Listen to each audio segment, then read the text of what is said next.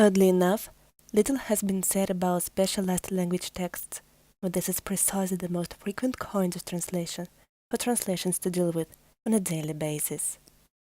Specialized language translation differs from general language translation because it involves the translation of texts directed to a fairly reduced group of text receivers who are familiar with the specialized subject field, terminology, text templates, and communication patterns used in a specialized domain.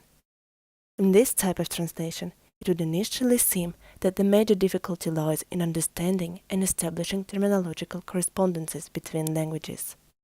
However, there is more to specialized language translation than getting the terminology right. A target language text can include more or less adequate correspondences for specialized language units and yet be all wrong.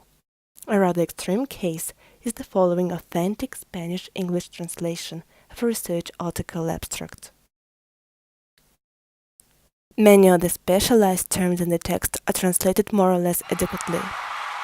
One reason for the blatant unacceptability of these texts lies in the errors in verb forms, definite articles, adjectival modification, lexical competence, and some others.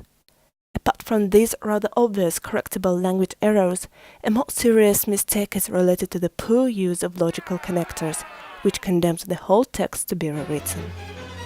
The translator's unfamiliarity with the abstract template produced the following sequence of prepositions. The fact that these prepositions are presented in sequence means that the reader expects there to be an underlying logic to this order.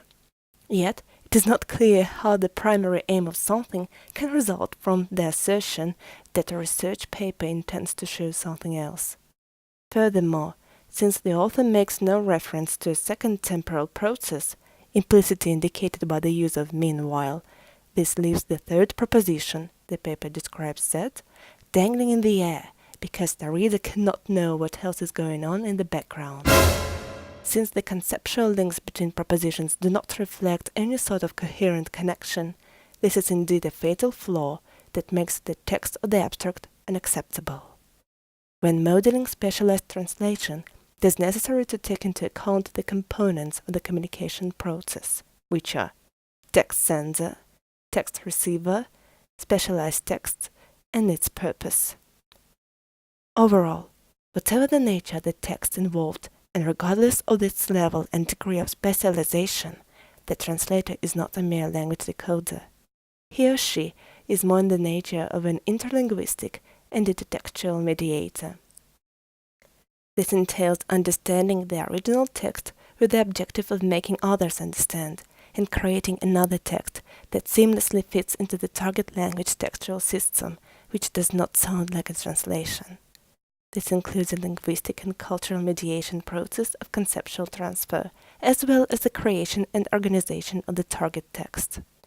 Examples of cognitive processes which are part of specialized translation are making inferences, solving complex problems, and restructuring information. As Albert Einstein stated, proof of one's understanding of a concept is the ability to explain it to one's grandmother.